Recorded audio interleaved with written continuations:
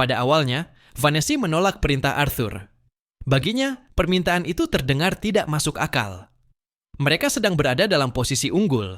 Banyak augmented dan conjurer jarak jauh musuh telah berhasil dilumpuhkan. Jadi, mengapa Arthur merasa perlu menarik mundur seluruh pasukan?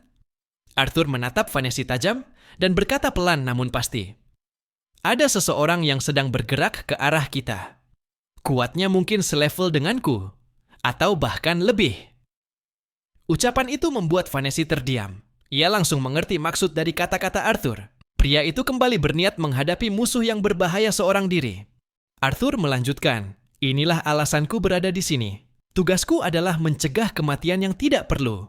Ini bukan soal menjadi pahlawan. Ini adalah bagian dari rencananya Virion." Percaya pada tekad dan intuisi Arthur, Vanessa akhirnya mengalah. Namun sebelum mundur, ia menggenggam lengan Arthur erat dan berkata lirih namun tegas, "Kalau kau tidak kembali hidup-hidup, aku sendiri yang akan menjemputmu dari neraka." Arthur tersenyum kecil dan mengangguk. Ia berjanji akan kembali. Tanpa menunda waktu, Vanessa segera menginstruksikan seluruh pasukan untuk mundur. Perintah itu sempat menimbulkan kebingungan di antara para prajurit. Bagaimana mungkin mereka harus mundur di saat kemenangan hampir berada di tangan? Bahkan Kapten Audi pun tampak ragu dan tidak sepenuhnya setuju dengan keputusan itu. Namun Arthur tidak khawatir. Ia percaya pasukan Jatan bersama Vanessa dan Audi cukup kuat untuk menahan sisa-sisa serangan dari Alakrea. Ancaman yang sebenarnya bukan berasal dari medan pertempuran itu, melainkan dari sosok yang tengah melaju cepat menuju lokasi mereka. Arthur pun melangkah masuk ke dalam hutan untuk memperpendek jarak dengan musuh tersebut. Di tengah keheningan pepohonan, ia berbicara dengan Sylvie melalui rune, menanyakan posisi target. Sylvie menjawab bahwa musuh kini sudah berada sangat dekat. Tiba-tiba, terdengar suara mengerikan yang menyusup langsung ke telinga Arthur. "Halo, anak manis. Apakah kau sedang tersesat? Atau malah mencariku?" Suara itu membuat bulu kuduk Arthur berdiri. Tanpa ragu, ia langsung bertransformasi ke dalam mode asimilasi.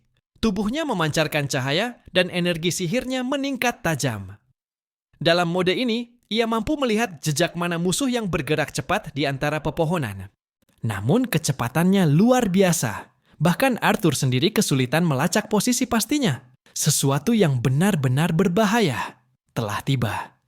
Ketika Arthur masih berusaha mendeteksi keberadaan musuh, tiba-tiba dari belakang muncul sosok misterius yang langsung merangkul kepalanya. Suara lembut namun penuh ejekan terdengar di dekat telinganya. "Kau sungguh pria yang tampan, wahai anak muda.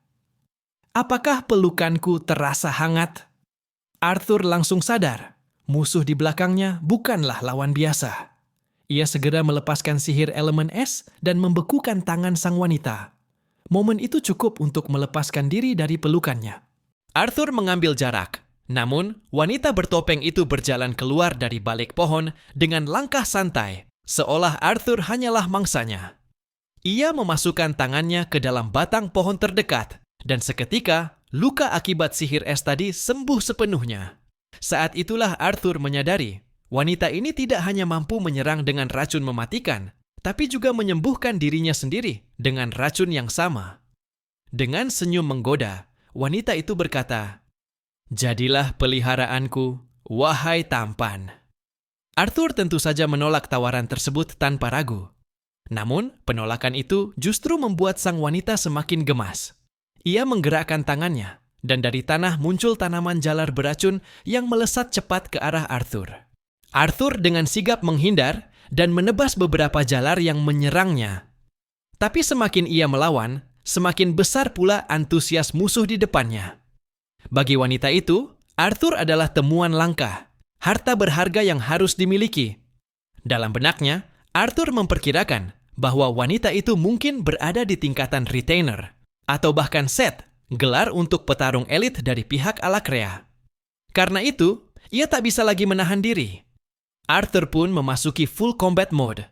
Ia menggenggam pedang balat di tangan kanan dan mengaktifkan sihir es di tangan kiri.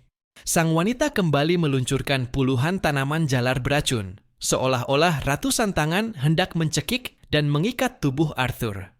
Dengan teknik yang terlatih, Arthur menebas beberapa di antaranya dan terus bergerak mendekat. Ia membekukan sisa tanaman yang masih mengejarnya, berniat mendekati wanita itu, dan membekukannya dalam satu serangan. Namun tepat sebelum tangannya menyentuh, tubuh wanita itu mengeluarkan kabut racun pekat. Arthur terpaksa mundur. Racun itu menyebar cepat ke udara dan mulai masuk ke paru-parunya. Napasnya mulai sesak, pandangannya kabur, dan rune yang menghubungkannya dengan Sylvie mulai memudar, tanda bahwa mananya hampir habis. Pertempuran baru saja dimulai, namun musuh di hadapannya bukanlah lawan biasa, melainkan mimpi buruk yang berjalan di tengah siang bolong. Arthur menggertakkan gigi. Pertarungan ini baru saja dimulai, namun taruhannya sudah terlalu tinggi. Racun mulai menyebar di udara, dan Arthur segera mengerahkan mananya untuk mengurangi dampaknya. Dalam pertempuran hidup dan mati ini, mana miliknya merespons tekadnya dengan nyala yang semakin terang saat ditarik keluar dari tubuh. Ia berkonsentrasi penuh, lalu mengaktifkan teknik statik, menghentikan waktu sesaat. Dalam jeda itu, ia bergerak secepat kilat dan menebas musuhnya dengan pedang balat. Namun, meskipun menggunakan senjata buatan seorang Asura, tebasan itu belum mampu memenggal kepala sang lawan. Topeng musuh retak dan hancur. Wanita itu menjerit keras, melepaskan aura energi mengerikan. Tampak jelas ia sangat bergantung pada topeng tersebut, seolah menjadi sumber kekuatan dan identitasnya. Melihat celah itu, Arthur segera menyerang. Ia menusukkan pedangnya dan berusaha membekukan tubuh musuh dari dalam menggunakan sihir. Tusukan itu berhasil cukup dalam, namun justru memicu perubahan. Aura wanita itu berubah drastis. Setelah wajahnya terbuka, ia merasa tak bisa lagi menjadikan Arthur sebagai peliharaan. Arthur telah melihat wajah aslinya, wajah yang mengerikan. Dengan amarah meluap, wanita itu menghembuskan napas beracun yang berubah menjadi puluhan tangan, berusaha mencengkeram Arthur. Ia benar-benar kehilangan kendali, marah karena jati dirinya terbongkar. Arthur teringat peringatan Nenek Mary yang melarangnya menggunakan teknik ciptaan sendiri. Namun, dalam situasi mendesak ini, ia tak punya pilihan. Ia menggunakan teknik burst step, berpindah seketika ke belakang musuh, dan membekukan salah satu lengannya dengan absolute zero. Lengan musuh hancur seketika. Namun Arthur harus membayar mahal. Tangannya terluka parah karena bersentuhan langsung dengan tubuh beracun lawan. Ia pun membakar kulitnya untuk menyegel racun sebelum menyebar lebih jauh. Terhina dan dipermalukan, wanita itu mengamuk. Ia mengaku sebagai Fritra, makhluk yang berada di atas manusia biasa. Ia bersumpah akan memotong lidah Arthur dan menyiksanya hingga tunduk. Namun Arthur hanya tersenyum meremehkan. Jika niatmu memang seperti itu, setidaknya kau harus setara dengan parasit untuk bisa menandingiku. Provokasi itu membuat wanita gila tersebut semakin tak terkendali. Ia terus meracau, aura beracunnya meledak, membuat udara di sekitar semakin mematikan. Arthur mulai terdesak. Mana dalam tubuhnya menipis dan ia tahu pertarungan ini tak bisa dibiarkan berlarut. Dengan tangan mengepal, diselimuti petir gelap, Arthur kembali mengaktifkan teknik burst step. Dalam sekejap, ia muncul di hadapan wanita itu, dan bukannya menyerang langsung, ia menghantam pedang balat yang masih tertancap di tubuh sang musuh. Petir gelap menyambar dari dalam. Tubuh wanita itu seketika terbakar. Arthur berharap itu cukup untuk mengakhiri segalanya. Namun harapannya sirna. Meskipun terkena serangan telak, wanita itu masih hidup. Dengan kekuatan terakhirnya, ia membanting Arthur ke belakang hingga terpental jauh. Saat Arthur bersiap menggunakan teknik terlarangnya lagi, suara Sylvie terdengar melalui telepati. Lempar dia ke langit. Menyadari Sylvie memiliki rencana, Arthur segera bertindak. Ia menggunakan elemen angin, menciptakan pusaran topan yang mengangkat tubuh wanita itu tinggi ke udara. Dan pada saat itulah, Sylvie melesat dari atas langit, mencengkeram musuhnya dengan cakar-cakar tajam. Satu serangan brutal dari angkasa untuk mengakhiri segalanya. Dengan sisa-sisa tenaganya, Arthur menciptakan sebuah tombak es yang menjulang dari permukaan tanah. Ia lalu meminta Sylvie untuk menjatuhkan wanita yang mereka lawan ke arah tombak tersebut. Namun alih-alih menurunkannya perlahan, Sylvie justru melemparkan wanita itu dengan kekuatan penuh, membanting tubuhnya tepat ke ujung tombak es. Benturan keras itu memicu ledakan dahsyat, mengguncang tanah, dan menciptakan getaran hebat di sekitar mereka. Arthur, yang kehabisan tenaga, terduduk lemas di bawah sebuah pohon. Ia berusaha mengatur napas dan menenangkan tubuhnya. Sylvie, yang cemas, segera menghampiri sambil memanggilnya panik. "Papa!" Takut jika Arthur kehilangan kesadaran. Sementara itu, di tengah hutan belantara yang baru saja dilewati Arthur, Kapten Audir bersama beberapa anak buahnya tengah menyusuri jejak sang jenderal muda. Ia memerintahkan Ulrich untuk memimpin 4 prajurit dan berpencar guna mencari petunjuk. Namun, sepanjang perjalanan, Audir terus menggerutu. Ia mempertanyakan keputusan untuk mencari seorang anak hilang di tengah peperangan, menganggapnya sebagai pemborosan waktu. Menurutnya, mereka seharusnya fokus menyusun strategi menghadapi serangan Alakrian, bukan mengejar seorang bocah. Ia juga kesal mengetahui bahwa perintah mundur dalam pertempuran sebelumnya datang dari seorang Lances muda seperti Arthur. Menurut Audir, semangat juang umat manusia yang dulu membara saat melawan para elf kini telah meredup. Ia juga tidak mengerti alasan dibalik mundurnya pasukan Alakrian secara tiba-tiba. Namun baginya, Kapten Glory yang menarik pasukan tanpa perlawanan, layaknya pengecut tak pantas dibela, apalagi jika alasannya hanya menuruti perintah Arthur. Tiba-tiba, salah satu anak buah Audir menemukan jejak aneh. Cairan hijau korosif yang bahkan mampu melelehkan batang pohon seperti lilin. Pohon itu pun tumbang, memperlihatkan area yang hancur akibat pertempuran dahsyat. Tak lama kemudian, terdengar teriakan dari arah Ulrich. Mereka segera bergerak menuju sumber suara, meski kabut tebal menghambat pandangan. Saat nyaris terjatuh ke dalam kawah besar, Audir diselamatkan oleh seorang prajurit pengguna sihir angin yang meniup sebagian kabut. Meskipun jarak pandang belum sempurna, mereka kini bisa melihat lebih jelas. Di tengah kawah, terbentang pemandangan mengerikan. Tombak es tertancap menembus tubuh seorang wanita yang telah berubah menjadi makhluk menyeramkan. Audir menatap dengan penuh rasa ingin tahu. Siapa sebenarnya makhluk itu? Tak lama, Ulrich muncul dengan tubuh terluka parah. Rupanya ia menginjak cairan hijau beracun yang tersebar di sekitar area itu. Audir terkejut ketika akhirnya menemukan sosok Arthur yang tergeletak lemah di bawah pohon, tubuhnya penuh luka, ditemani naga kesayangannya. Dalam benaknya, jika Ulrich saja hampir mati karena satu langkah ceroboh, maka bocah Lances itu seharusnya sudah tak bernyawa.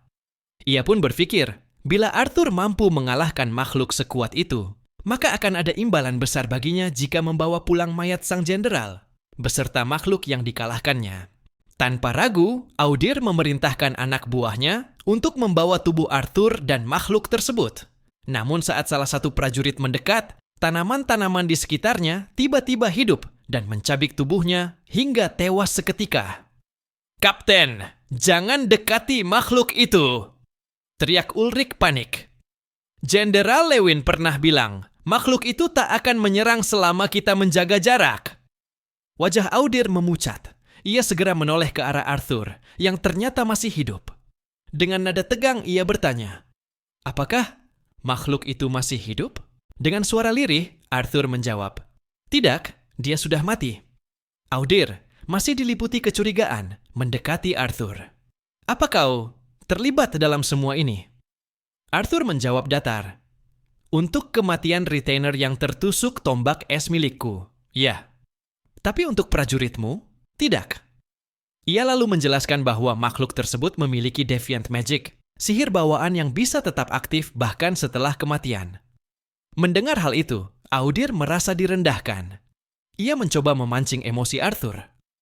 "Kenapa kau tidak memperingatkan kami lebih dulu?" tanyanya tajam. Arthur menjawab tenang, "Tak semua orang perlu dipasangi tanda peringatan, Kapten. Terutama mereka yang seharusnya punya otak untuk berpikir sendiri." Ucapan itu menampar harga diri Audir. Namun sebelum ia bisa membalas, ia sadar. Anak ini memang bukan manusia biasa. Mulai kehilangan kesabaran, Audir memohon agar Arthur ikut dengannya untuk melaporkan kejadian ini kepada Dewan. Namun Arthur menolak halus. Ia memang berencana menemui para Dewan, Tapi ada hal yang lebih mendesak yang harus ia selesaikan terlebih dahulu. Geram atas penolakan Arthur, Kapten Audir turun langsung ke dalam kawah berbahaya, berniat membawa sang jenderal muda secara paksa. Baginya, laporan ini terlalu penting untuk ditunda. Namun sebelum ia sempat mencapai Arthur, akar-akar tanaman yang dikendalikan oleh sisa kekuatan makhluk itu mulai aktif dan menyerangnya. Beruntung, Audir cukup tangguh untuk menahan gempuran tersebut, meskipun situasinya sangat tidak menguntungkan. Dengan nada arogan, Audir mengancam Arthur, menuntut agar sang Lances mengikuti perintahnya. Ia bersikeras membawa Arthur sekarang juga. Namun tiba-tiba, terdengar suara dingin yang tajam memecah ketegangan. Suara Sylvie. "Jika kau berani melangkah satu jengkal lagi, aku pastikan kau akan kehilangan kepalamu." Semua yang hadir terdiam, terkejut mendengar wibawa luar biasa dari Sylvie, yang biasanya pendiam. Tak lama kemudian, Arthur berdiri. Dengan tenang dan tanpa sepatah kata, ia menuruni kawah, melewati Audir tanpa memandangnya. Ia berjalan mendekati mayat retainer yang masih dikelilingi oleh akar-akar agresif. Namun, hanya dengan satu gerakan, Arthur membekukan seluruh tanaman itu menggunakan sihir esnya. Dengan tenang, ia menciptakan tangga dari es, lalu melangkah menuju tubuh sang monster. Kemudian, dengan suara tegas, ia memerintahkan Audir, "Panggil Kapten Glory, atau siapapun yang mampu. Bawa makhluk ini ke hadapan para dewan." Ia melanjutkan, "Selesaikan ini untukku. Saat ini, aku punya urusan lain yang lebih penting." Menyaksikan kekuatan luar biasa dari Arthur, Audir akhirnya sadar bahwa dirinya bukan tandingan sang jenderal muda. Ia pun memberi hormat penuh sebagai tanda kepatuhan. Di tempat lain, Gray dan Nick akhirnya dinyatakan lulus dari ujian. Gray tak menyangka dirinya bisa lulus bersama Nick. Bahkan Cecilia, yang biasanya dingin dan tertutup, terlihat terharu dan diam-diam menitikkan air mata, meski berdalih bahwa matanya hanya kelilipan. Kepala panti keluar, memberikan ucapan selamat. Mereka pun bersukacita, merayakan kelulusan dalam tawa dan kebahagiaan. Namun di balik keceriaan itu, Gray masih menyimpan keraguan. Ia bertanya kepada kepala panti, apakah tidak apa-apa jika mereka meninggalkan panti untuk melanjutkan pendidikan. Gray bahkan menawarkan diri untuk tetap tinggal dan membantu mengurus panti, karena merasa dirinya tidak sepandai Nick atau Cecilia. Namun kepala panti dengan tegas menolak. "Setelah bertahun-tahun merawat anak-anak nakal seperti kalian, kau malah ingin tetap tinggal? Jangan bercanda, Gray. Aku tidak akan melewatkan momen kebebasanku ini," ujarnya sambil tertawa. Cecilia pun tersenyum dan tertawa kecil, membuat wajah Gray memerah. Tampaknya, perasaan itu tidak bertepuk sebelah tangan. Untuk merayakan kelulusan, kepala panti berinisiatif membuat kue. Cecilia menawarkan diri untuk membantu. Meski awalnya ragu, Nick meyakinkan Gray bahwa kini Cecilia telah lebih mampu mengendalikan kekuatannya. Namun kekhawatiran Gray belum sepenuhnya reda. Ia sadar bahwa kondisi keuangan panti tidak memungkinkan untuk menyekolahkan mereka semua. Maka, ia memutuskan untuk mendaftar ke institusi militer, agar pendidikan dan biaya hidupnya ditanggung negara, sekaligus mengasah kekuatannya untuk kelak bisa membantu panti. Keputusan ini mengejutkan Nick. Baginya, institusi militer bukan tempat pendidikan sejati, melainkan tempat mencetak prajurit tanpa arah. Nick menyarankan agar Gray membalas kebaikan kepala panti dengan menjadi pintar dan berguna, bukan menjadi alat perang. Namun Gray hanya menanggapinya santai. "Sepertinya kamu cuma takut ditinggal aku, ya?" Mereka pun tertawa bersama. Persahabatan mereka tampak semakin erat. Kembali ke masa kini, Arthur dan Sylvie terbang melintasi perbatasan. Arthur baru saja bangkit dari istirahat dan bersiap melaksanakan misi penting. Sylvie, meski cerewet, menegurnya karena bertindak terlalu nekat dalam pertarungan sebelumnya. "Beruntung kakimu masih bisa dipakai," keluh Sylvie. Penggunaan sihir penyembuh Aidar menguras banyak mana, dan Sylvie menyadari bahwa kemampuannya masih jauh dari mendiang neneknya, sosok yang dulu pernah menyelamatkan Arthur dari luka fatal. Namun menurut Arthur, Sylvie tak perlu merasa bersalah. Dengan sedikit waktu istirahat, tubuh asimilasinya lah yang akan menyembuhkan dirinya secara alami. Ia yakin dirinya akan baik-baik saja. Meskipun begitu, Sylvie masih ragu. Ia bertanya apakah ini waktu yang tepat untuk bertindak, mengingat kondisi mereka belum sepenuhnya pulih. Namun Arthur meyakinkannya. Justru inilah saat yang tepat untuk membuktikan kecurigaan yang selama ini menghantuinya. Satu-satunya masalah adalah, ia belum tahu harus mulai dari mana. Setelah berkeliling cukup lama, akhirnya Arthur menemukan petunjuk yang ia cari. Sylvie memeriksa lokasi itu dengan seksama. Mereka pun menemukan sebuah segel kuno yang hanya bisa dibuka dengan kunci mana beratribut tanah. Arthur dan Sylvie sempat kesulitan membukanya. Segel tersebut menyerap tangan Arthur dan terus menguras mananya. Namun setelah beberapa kali mencoba, Arthur menyadari bahwa pola ukiran di segel itu tidak asing. Ia pun memutuskan untuk menggunakan kemampuan rim miliknya, sebuah kekuatan yang selama ini jarang ia gunakan, untuk membuka segel tersebut. Benar saja, segel itu mulai bereaksi dan membuka sebuah lorong rahasia di hadapan mereka. Arthur segera meminta Sylvie naik ke bahunya dan mengaktifkan Mirage Walk agar keberadaan mereka tidak terdeteksi. Di dalam lorong, mereka menemukan sebuah pemandangan mengejutkan, gerbang teleportasi yang terhubung langsung ke wilayah para Fritra. Dugaan Arthur terbukti, ras DF telah bekerja sama dengan Alakria. Dari balik celah dinding, Arthur dan Sylvie mengamati situasi. Hampir saja mereka tertangkap oleh prajurit Fritra, namun Mirage Walk berhasil menyembunyikan mereka. Arthur mencatat bahwa bahasa para Fritra sangat mirip dengan dialek Chaten, meski wilayah mereka tak pernah bersinggungan. Sylvie lalu menjelaskan, menurut kisah kakeknya, Lord Inder, para Asura pernah membantu memajukan Alakria dan Liaten demi mencegah kepunahan ras rendah, termasuk lewat pemberian artefak. Sama seperti yang terjadi di Jaten. Saat hendak pergi, mereka dikejutkan oleh kemunculan seorang wanita bertanduk, salah satu Said Agung dari Fritra, yang datang melalui gerbang teleportasi. Arthur tertegun. Baru saja ia mengalahkan seorang retainer, kini ia harus menyaksikan langsung seorang Side, sosok yang kekuatannya jauh melampaui. Wanita itu tampaknya tengah mencari seseorang, dan para prajurit melapor bahwa kehadirannya sudah dinanti oleh kapten mereka sebagai bagian dari rencana penyerangan ke Jaten. Ia juga diberitahu soal calon set baru yang masih dalam tahap pematangan sesuai perintah Komandan Uto. Arthur merasa seperti makhluk kecil yang tengah menghadapi badai. Saat wanita itu menoleh ke arah mereka, jantungnya nyaris berhenti. Hanya dengan tatapan, tekanan luar biasa langsung menggetarkan tubuhnya. Namun wanita itu tidak bertindak. Ia hanya tersenyum tipis dan pergi, seolah tahu keberadaan mereka, namun sengaja membiarkannya. Sylvie panik dan ingin segera terbang, tapi Arthur menahannya.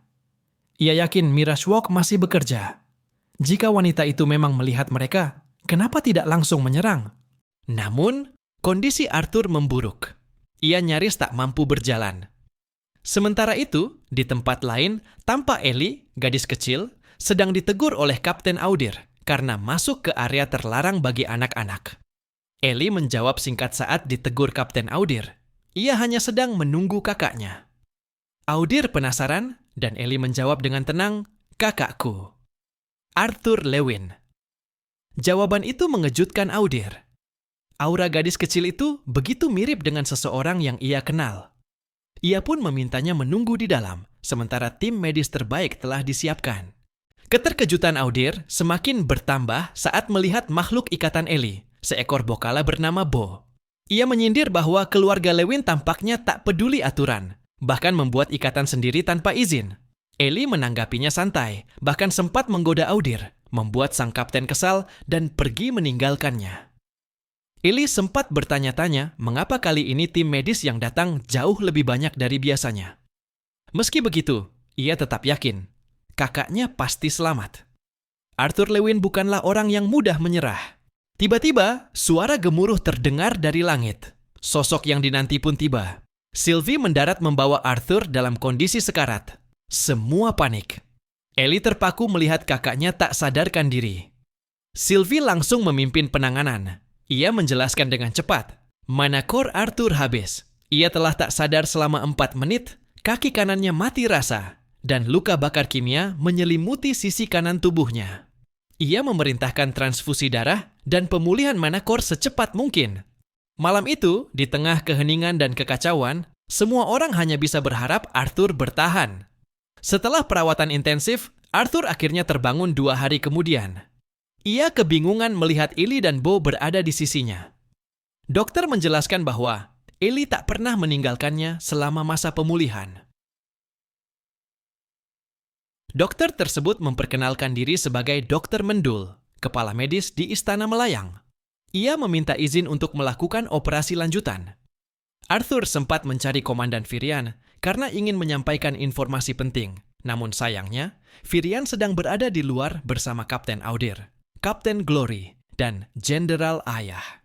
Kekhawatiran Arthur tumbuh. Bagaimana jika mereka bertemu pasukan Alakria? Atau lebih buruk lagi, salah satu kaum Sade?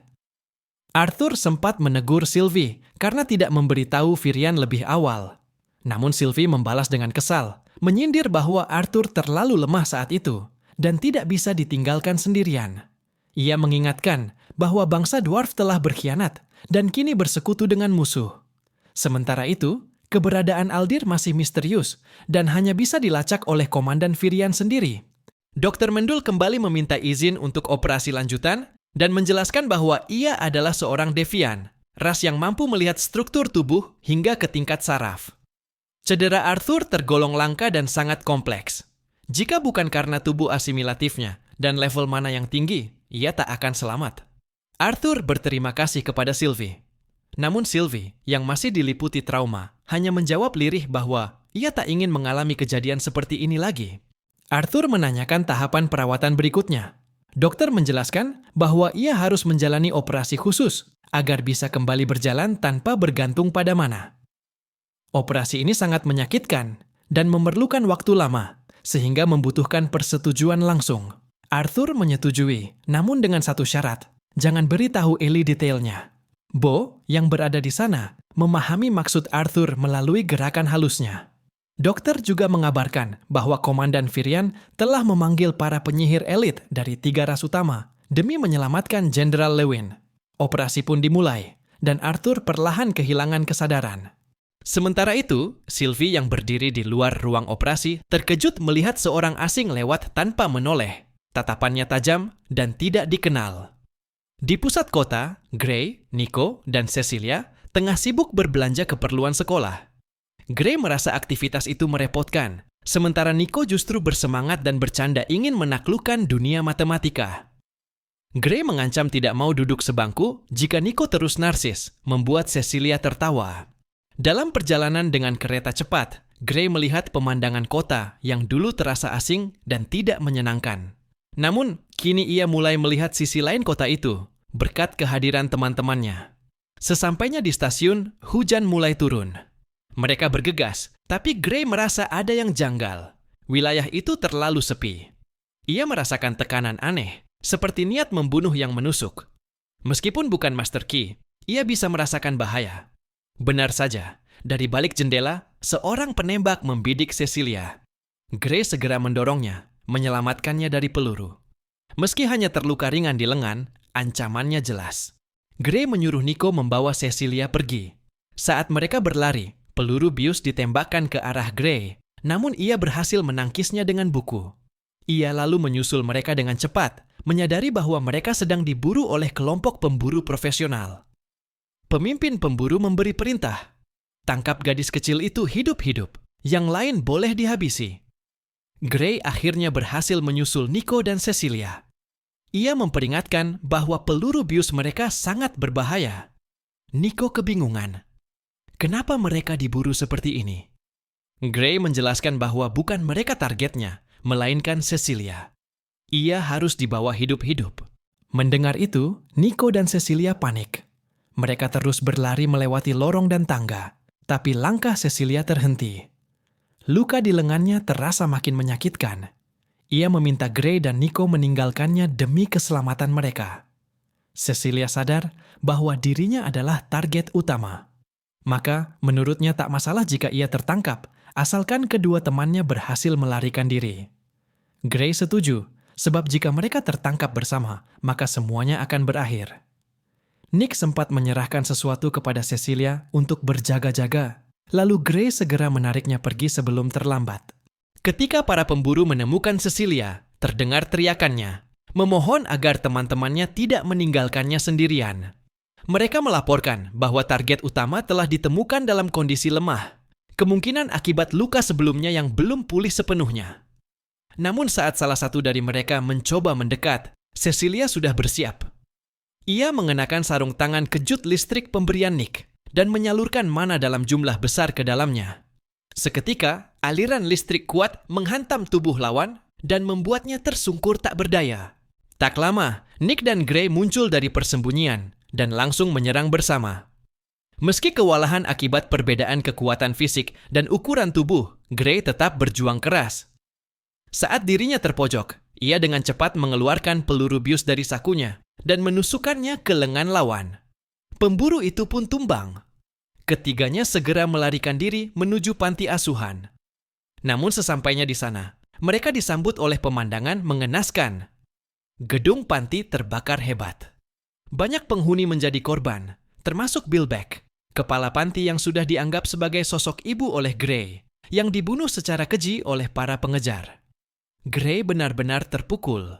Kembali ke masa kini, Arthur terbangun dari koma pasca operasi. Di atas tubuhnya, ia melihat Tessia menangis. Ia bertanya kenapa Tessia terlihat begitu sedih. Namun Tessia balik bertanya, karena ternyata Arthur juga sedang menitikkan air mata tanpa ia sadari. Wajah cantik dan menawan itu sangat dirindukan Arthur. Sudah lama sejak terakhir kali mereka bertemu. Namun ia menyadari sesuatu yang berbeda. Ada luka gores pada telinga Tessia yang biasanya tertutupi rambut. Ia pun bertanya, apakah Tessia terluka? Pertanyaan itu membuat Tessia heran. Mengapa Arthur justru mengkhawatirkannya, sementara dirinya sendiri baru saja nyaris tewas akibat operasi berat? Tessia mengaku sangat cemas terhadap kondisi kaptennya. Mendengar Tessia menyebutnya kapten, Arthur sedikit terkejut, menyadari bahwa kini Tessia telah diangkat sebagai salah satu kepala pasukan. Namun bukannya fokus pada kondisi dirinya, Arthur justru memikirkan jabatan itu, membuat Tessia kesal. Arthur hanya tersenyum masam dan berkata bahwa ia merasa sudah cukup baik. Tessia akhirnya menyerah. Ia menyandarkan kepalanya di dada Arthur, berkata bahwa ia tahu kaptennya selalu memikirkan setiap keputusan dengan hati-hati agar semua bawahannya tetap selamat. Tessia mengaku tak pernah menyangka perang ini akan menjadi begitu berbahaya bagi Arthur, karena begitu banyak orang yang ingin ia lindungi. Dengan suara lembut, Tessia menatap wajah Arthur dan berkata bahwa ini adalah pengingat bagi bocah keras kepala seperti dirinya, bahwa ia tetaplah manusia. Bukan warrior match yang tak bisa hancur. Arthur tersenyum kecil, merasa hangat mendengar kata-kata itu. Percakapan mereka pun berlangsung mesra. Tiba-tiba, pintu kamar terbuka lebar. Tampak sejumlah orang berdiri di ambang pintu. Kakek Virion, Raja Alduin, Sang Ratu, Ellie, Bo, bahkan Aldir. Mereka hanya ingin memastikan kondisi Arthur sebelum akhirnya berpamitan. Virion sempat ingin mendengar laporan dari Arthur, namun ia paham ada seseorang yang telah lama menunggu untuk berbicara dengannya. Dengan lembut, Arthur memanggil adik tercintanya. Tanpa ragu, gadis kecil itu langsung memeluk tubuh kakaknya yang masih lemah. Ia sangat khawatir, takut jika kakaknya benar-benar tak selamat. Arthur tersenyum kecil dan menggoda sang adik. Kalau aku sampai mati, Arthur akan menghantuimu dan juga mengganggu para bocah yang mencoba mendekati adik tercintaku ini. Setelah mereka melepaskan rindu, Virion meminta izin kepada Ellie untuk berbincang sejenak secara pribadi dengan Arthur. Dalam percakapan itu, Aldir menyampaikan bahwa kesembuhan Arthur adalah sebuah keajaiban. Bahkan dengan bantuan para penyembuh terbaik dan kekuatan ether dari Sylvie, tubuh Arthur tetap membutuhkan mutiara eliksir yang utuh untuk pulih sepenuhnya, menandakan betapa parah luka yang ia derita. Untungnya, Arthur masih menyimpan mutiara pemberian Winsome bertahun-tahun lalu. Satu dari 2 eliksir yang diberikan saat itu. Yang pertama digunakan untuk menguji sang putri elf, dan yang kedua disimpan untuk Arthur sendiri. Arthur sempat bertanya, apakah mereka bisa kembali menggunakan eliksir tersebut? Namun Aldir menjelaskan bahwa karena perang telah dimulai, Tindakan semacam itu akan dianggap melanggar perjanjian yang berlaku. Melihat Arthur tampak murung meski telah pulih, Firion mencoba menghiburnya dengan memberikan patahan bilah pedang balat. Diambil dari retainer yang pernah dikalahkan Arthur. Arthur menerimanya dengan penuh terima kasih, sembari mempertimbangkan untuk mulai menggunakan senjata barunya. Sebelum menyampaikan laporannya kepada Firion, Arthur terlebih dahulu bertanya, siapa sebenarnya yang memiliki kendali atas Mika Ardbor dan Alf Wiren, Komandan Firion, ataukah Radeas? Beberapa waktu kemudian, Arthur terlihat mencoba melepas perban di depan cermin besar. Ia menatap pantulan tubuhnya yang tak lagi mulus. Luka-luka itu dalam dan nyata. Sylvie hanya bisa menghela napas, menyaksikan betapa keras kepalanya Arthur terhadap kondisi tubuhnya sendiri. Di taman, Arthur mendekati Ellie yang sedang berlatih. Mereka pun terlibat percakapan tentang bagaimana orang-orang memandang Ellie sebagai anak yang beruntung karena menjadi adik dari Arthur Lewin, sang jenderal muda yang diakui oleh para pemimpin benua. Namun bagi Ellie, itu justru sebuah beban. Ellie mengaku pernah membenci kakaknya. Popularitas Arthur membuat hidupnya terasa tidak normal. Ia tidak pernah bisa menjadi anak biasa, dan bahkan menyalahkan Arthur karena tak mampu mencegah orang tua mereka ikut berperang. Namun kini, Ellie menyadari kenyataan yang lebih menyakitkan, bahwa hidup Arthur jauh lebih berat. Ia ingat kakaknya sebagai sosok yang selalu kembali dalam kondisi terluka, membawa cerita-cerita tentang monster yang terdengar seperti dongeng. Karena jarangnya Arthur berada di rumah, Ellie sempat berpikir kakaknya tidak peduli pada keluarga. Kini, ia mulai memahami. Arthur telah mengorbankan banyak hal sejak kecil, bahkan kehilangan waktu berharga bersama orang tua mereka, waktu yang masih sempat Ellie rasakan. Saat Arthur hendak mengelus kepala adiknya, Ellie lebih dulu berseru lantang. Ia merasa lega telah meluapkan semua unek-unek yang selama ini dipendam. Ia lalu berdiri dan menunjukkan sesuatu kepada kakaknya. Dengan percaya diri, Ellie mengambil busur dan menembakkan anak panah bermana ke arah target.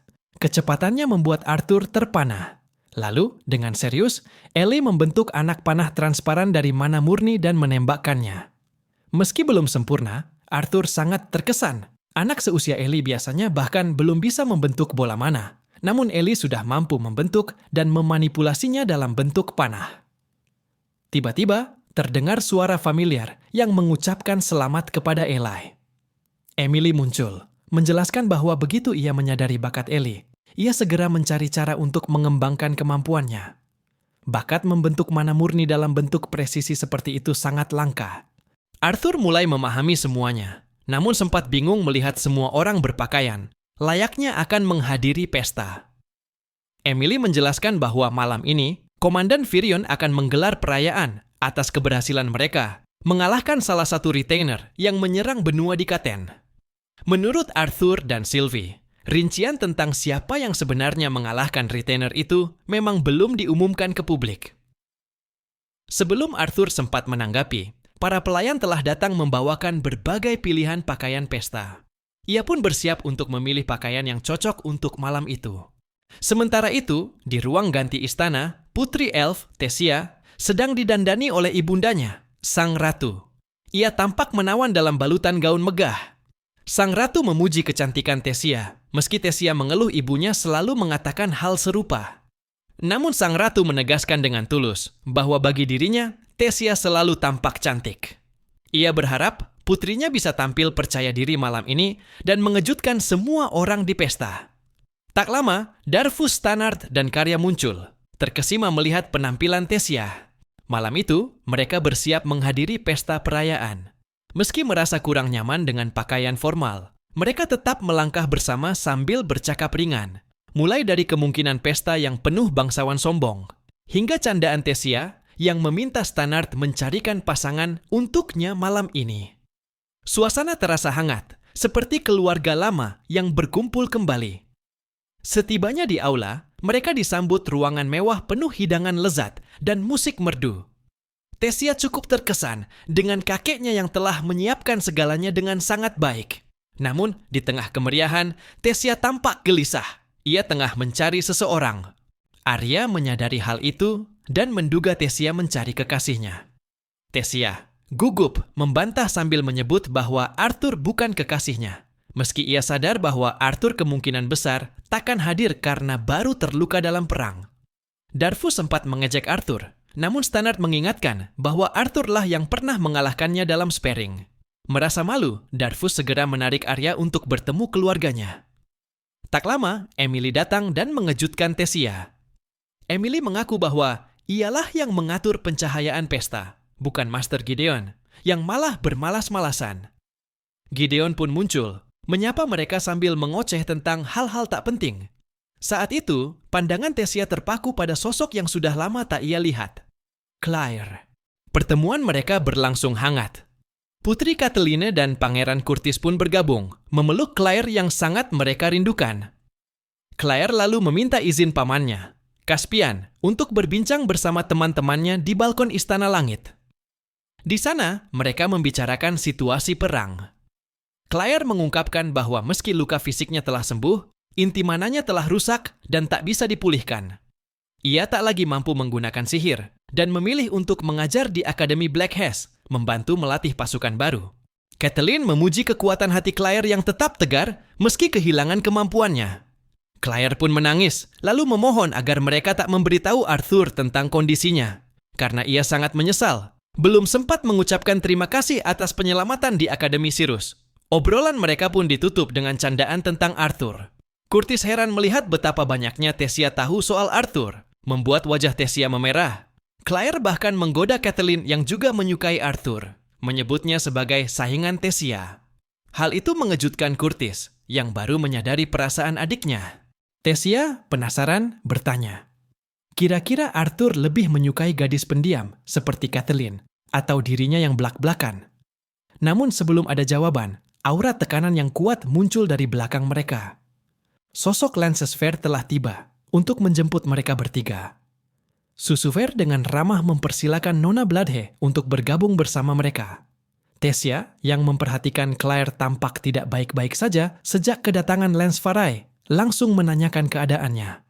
Claire menjawab bahwa meskipun dirinya sudah tidak dapat merasakan mana, aura yang dipancarkan oleh Lance Farai begitu besar hingga membuatnya kaku di tempat. Kelima orang itu kemudian memasuki ruangan pesta yang telah dipenuhi para tamu undangan. Komandan Virian membuka acara dengan sebuah pidato, ucapan terima kasih kepada semua pihak yang telah hadir, dan bersedia menunggu dimulainya perayaan ini. Acara tersebut digelar untuk merayakan pencapaian luar biasa pasukan Jaten dalam perang terakhir mereka. Dalam pidatonya, Virian menyampaikan bahwa telah diputuskan untuk mempercayakan misi menghancurkan pusat kekuatan musuh kepadanya. Ia lalu menunjukkan sebuah bongkahan es abadi yang mengurung tubuh seorang retainer dari pasukan Alakria. Seluruh tamu undangan terkejut melihatnya. Tessia sempat mengira bahwa sihir es tersebut adalah karya Les Farai. Namun ekspresi terkejut dari Les Farai sendiri membuktikan bahwa bukan dia pelakunya. Virian kemudian memperkenalkan sosok pahlawan yang telah mengalahkan retainer kuat tersebut, Arthur Lewin, seorang Lances muda yang luar biasa. Arthur pun berdiri tegap dan bersiap menyampaikan pidatonya.